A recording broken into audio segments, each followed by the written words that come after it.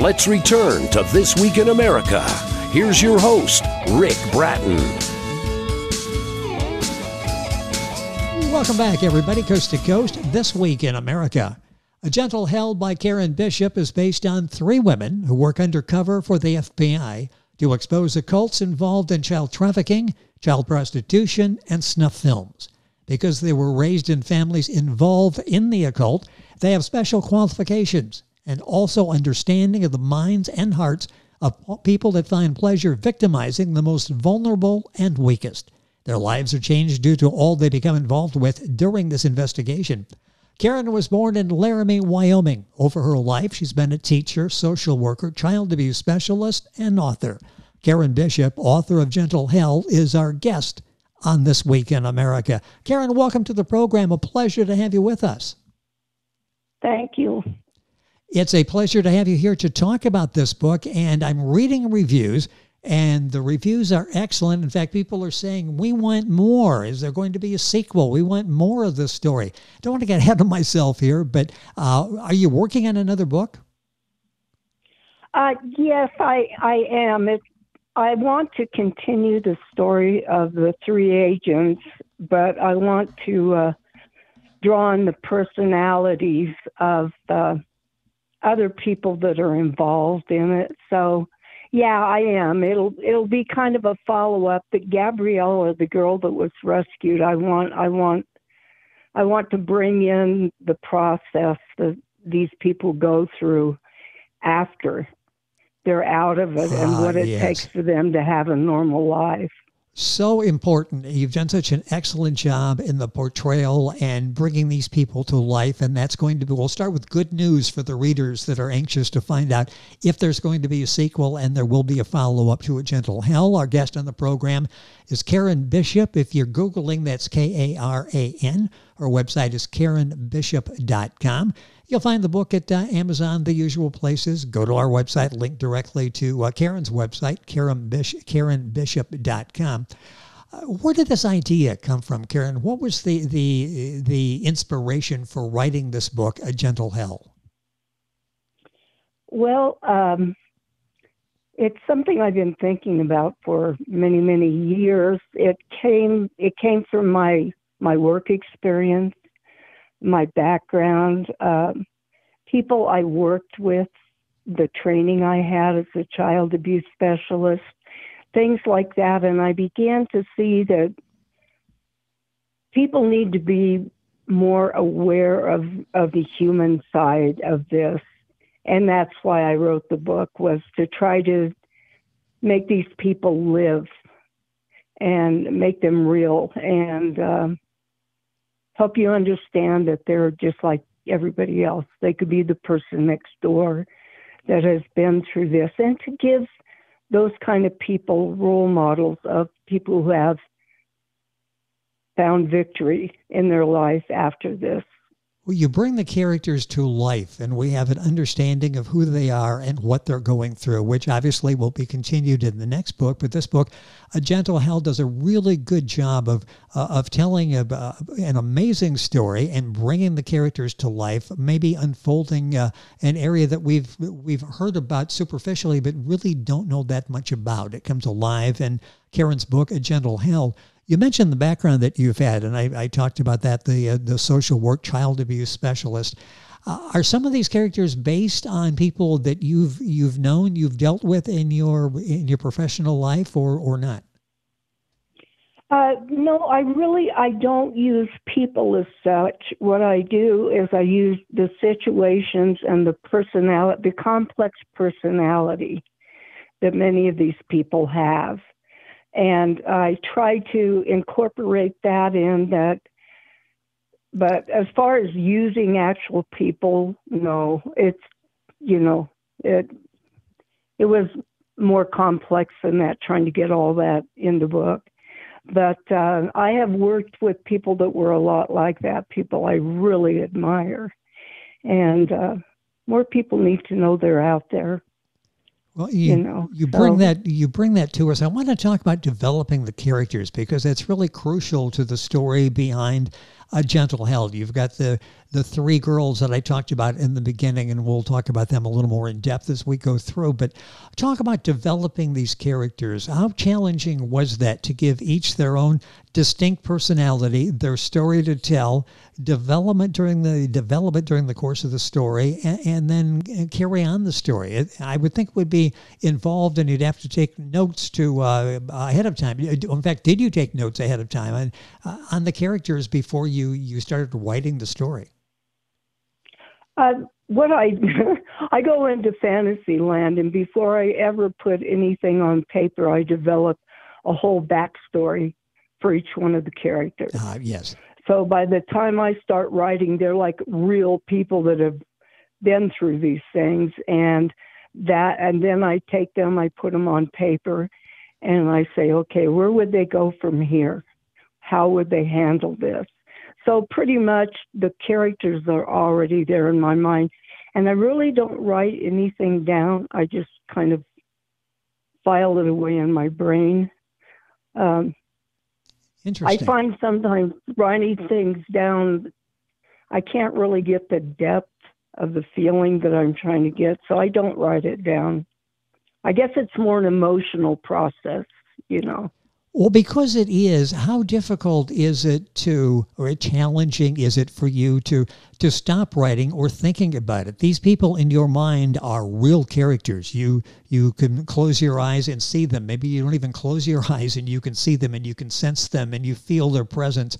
I would think it'd be very difficult at the end of the day to say, okay, I've got to go to bed now. I've got to stop thinking about this. Or something comes up in real life and it's like, I can't write anymore. How difficult is it to leave these characters behind?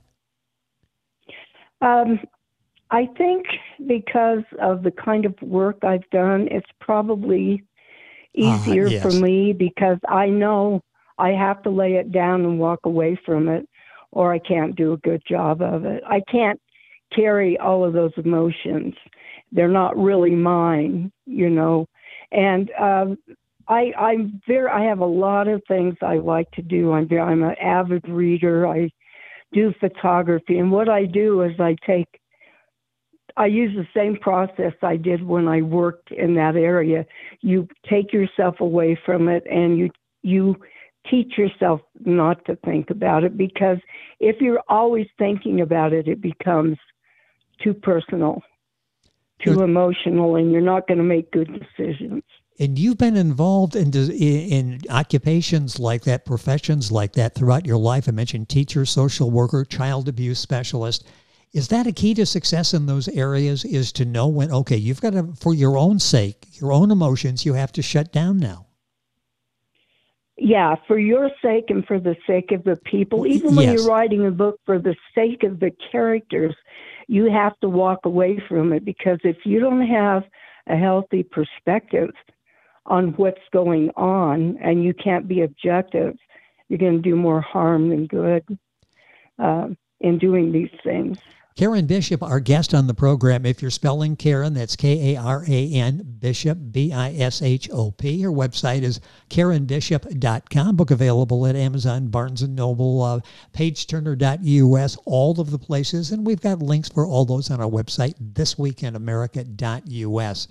Where do you get the information and ideas for your books? In particular, A Gentle Hell, you mentioned before, putting the book together. A lot of research goes into what you do? Yeah, a lot of it is experience, training. I had a lot of training when I started in this field. A lot of it is research I do because I need to know what's going on now, not 5 years ago or 10 years ago when I was working in it.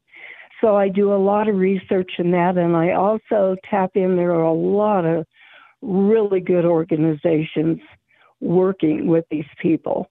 And if you can tap into what they're doing and what they're using and how they're using it, it really kind of rounds it out, because it's a new field. It's something people don't talk about, and they're out there. You just have to know where to find them, you know. And that's how I do it, and I do a lot of research. You know, it's interesting. You mentioned things changing. Have you seen changes in child trafficking, for example, child prostitution, from when you were dealing with it on a daily basis, maybe when you first came in touch with it 5, 10, 15 years ago? Has it evolved? Has it changed as they try to stay ahead of law enforcement and shutting them down? Oh, yeah. And technology has helped them a lot, because they have, it's changed a lot. It's become more common. It's become more brutal. It's become a bigger and bigger business, and that's what it's about, the money. It's something that I don't know you could ever stop, but if people are aware of what's, like when you see something happening on the street with an adult and a child, and you think that's not really right, but I can't see anything really wrong with it. If you realize what you have to do is run with what you feel in your heart, what your mind is telling you, and try to stop some of this before it starts, because this whole idea of grooming children is like a big business. It's it's lots of money to groom these children, to bring them into this. And a lot of people don't understand that because they're never exposed to it. It's not something you see happening. And grooming is a relatively new term. I've been familiar with it and talking about it on programs over the last few years, but it's a relatively new term. In fact, this whole concept, years ago when you would mention child trafficking and prostitution and grooming, you'd probably get looked at like, what are you talking about? That doesn't happen in real life. But it does happen in real life, doesn't it? And are people now paying more attention than they used to this problem? It's more common because you see this whole business is so much better organized. It's so much bigger. It has, social media gives these organizations, these traffickers, access to literally any child that taps on some of these. And that's why it's so important where, they tap on a site, you can't be sure. And I think it's unrealistic to expect anyone to police the whole internet to stop this. I think it would be good to have classes on this clear from primary up, the way we do with child abuse. Yes. Books for children from preschool up, helping them, training them to recognize these things. Are we beginning to lean in that direction? Your background, part of that is child abuse specialist, and that's really something that we pay close attention to now. We watch an interaction between a parent and a child, a neighbor and their child. Are we beginning to take that that sense of looking and questioning to the areas of child trafficking and child prostitution? I think so. I think people are becoming aware. I think a lot of the issue now is not caring. They just don't have time. People are so busy. Yes. When they're coming and they're going and they're in public areas where you would see this happening, they're so focused on getting where they need to go that they're not aware of their surroundings. And that's pretty typical. I mean, when you're really in a hurry and you're under pressure, it's hard to stop and look around. But when you do, be aware. This is a different world than it was when I worked child abuse, because everything is speeded up. The internet, all of that. The world is just moving so fast, and it's not nations, it's international. And that's one thing we need to understand. This isn't like happening here and separately over there. It's a worldwide thing, and there's a lot of power in that. And that's why we have to equip our children to deal with this. We have to make them comfortable with talking about what they're going through. The book we're talking about. Finish that thought because it's so important. Finish that, please. Well, we need to make them comfortable if they feel uncomfortable with the way people approach them. It sounds kids simple. Have a lot of, yeah. Yeah, kids are more aware, aren't they, than maybe we give them credit for? Yeah, I think so. And I think kids are a lot smarter than we give them credit for a lot of times. They've grown up a lot faster than we have and seen a lot more than what we have. Our guest on the program, fascinating conversation, is Karan Bishop. She's the author of A Gentle Hell. This book deals with 3 women who work undercover for the FBI to expose occults involved in child trafficking, child prostitution, snuff films. The book is doing exceptionally well. We find out that there will be a follow-up book at some point from Karan. You'll find all the information on our website, KaranBishop.com. Book available at pageturner.us, Amazon, all of the usual places. Let's talk a little bit more about creating the main characters. How did you go about creating the characters? Basically, the 3 women that are primary in the story, and then all of the surrounding characters. Talk about the development that went into the characters and the overall plot line. Well, when you work in a field like this, you're working with a certain type of person. Most of these people are natural rescuers. They're very dedicated and selfless, because this isn't something you're going to get rich doing, and it's hard. It's a hard job. And I built my characters with those things in mind. The idea of the type of person that will dedicate their life to doing this kind of work, and the complex reasons. Many of them are survivors of abuse, and they have a desire to help children be healed and get out of this, or to stop it from happening. So you're dealing with some really complex people. And that is the premises. You have to build the characters in this kind of story on, is the kind of personalities that would go into this kind of work. It's not for everybody. It's kind of like being a doctor or a teacher. You have to have certain qualities, certain interests, certain desires. I would say many of the people are people that are have either been involved in it or have known other people that were involved in it, and that's what started them. So you have to kind of go on that premises when you develop these characters.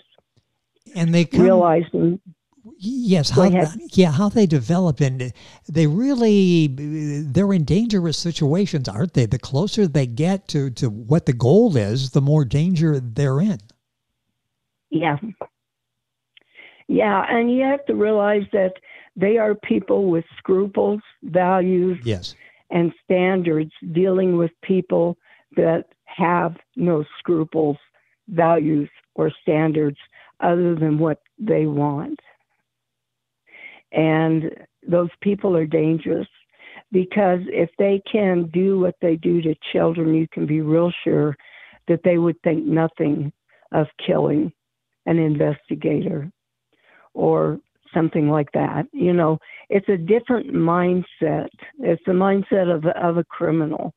And that's totally different than, what you see. You can't, people that do this kind of work don't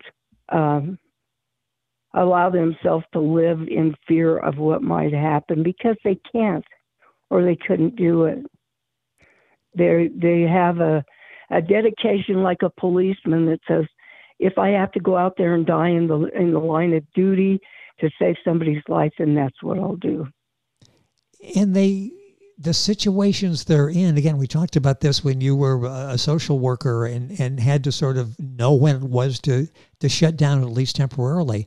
They really, this changes their lives, what they see, what they experience, what they are fighting against. That changes their lives, doesn't it? Yeah, it changes their lives. It changes their values, their priorities, their goals. Any life-changing experience you experience does change you in a way, but when you're dealing with children who are, if you've ever investigated a child's death from child abuse, once you get done with that, there's a part of you that is aware of something darker than you ever before. It's like another confirmation of the darkness of some people's hearts. And it changes you, but it makes you a better person too, because you're more aware of other people's suffering. And I would do it all again. I would do it all again if I could. And maybe more mature, I would do a much better job. Well, you're doing part of that. No, you have to care a lot about what you're doing. Well, you bring that to writing, and that's what you are doing now and reaching so many people, probably so many more than you would have, otherwise by this book and people reading it. It may be captured by the story and the intrigue and the suspense, and then realizing, wait, these are real people going through real life situations, and bring awareness, bring it that way. A few minutes left in the program. You're also working on another book now, Katie and the Wise Old Owl. Is that out now, or is that being prepared for publication? That's in publication, and that is a concept. I love writing children's books, but when I worked in child abuse, so many kids, there's so much dysfunction in our society, and my goal in writing Katie and the Wise Old Owl was to help children understand their place in a dysfunctional family with just one simple problem, parents arguing, and how that's not the kid's problem, that's the parents. It's their pattern. And that is something I would really like to do, is write more of those books, just making them fun, but helping them to see maybe what they're going through from a little different perspective. And it's interesting because the book is designed for a young person trying to find maybe a place to go to get away from the constant bickering between mom and dad. It's good for the parents too. Maybe they don't realize, the children are listening and we're making an impression on them, possibly an image that will last a lifetime. It sort of puts the brakes on everything. It's from what I've read, it's very well done, and anxious to read that as well. That's Katie and the Wise Old Owl. You'll find information on that at Karen's website, KarenBishop.com. Before we leave tonight, you mentioned before maybe being more aware of our circumstances, especially in the area of child trafficking, child prostitution. When we see something that isn't right, briefly, what are some of the things that aren't right? And then what should we do about it? Especially sometimes we don't want to get involved if we're not sure what we're seeing. Yeah, that's difficult because it's not like you want to call the police. Yes. And but if you see a child that is backing away from an adult, if you see a child who seems kind of tensed up, those are things you need to watch, because there's a reason that child is acting that way. If you see people, bus stops, kids walking to school, if you see cars going by over and over again, you want to watch those cars. You want to watch the people in them. If nothing else, just get the license plate. See if you can find out if they have a child in school. Those are all non-intrusive things where you're not making a big deal out of it. Yeah. And teachers are aware of this. You'll see teachers standing out when school's getting over. They know the parents. They're watching those kids. Anytime a child exhibits behavior that indicates they're uncomfortable or afraid, I just walked up to strangers before and started talking to them to try to intervene and maybe just stop what's happening at that time. You know, it might be a parent that's really mad that's about to do something they'll be sorry for, something like that. But I would never say, you know, you need to call the police and do all of this, because a lot of these things aren't what they seem to be. But the ones that are, if you can just stop this from happening to one child, you know. Yes. Sort of awareness and intervention. I mean, there's so many things. And it's just been a fascinating conversation with Karan Bishop, our guest on the program, Karan Bishop, Bishop. The book is A Gentle Hell. The book available wherever books are sold, pageturner.us, Amazon, the usual places.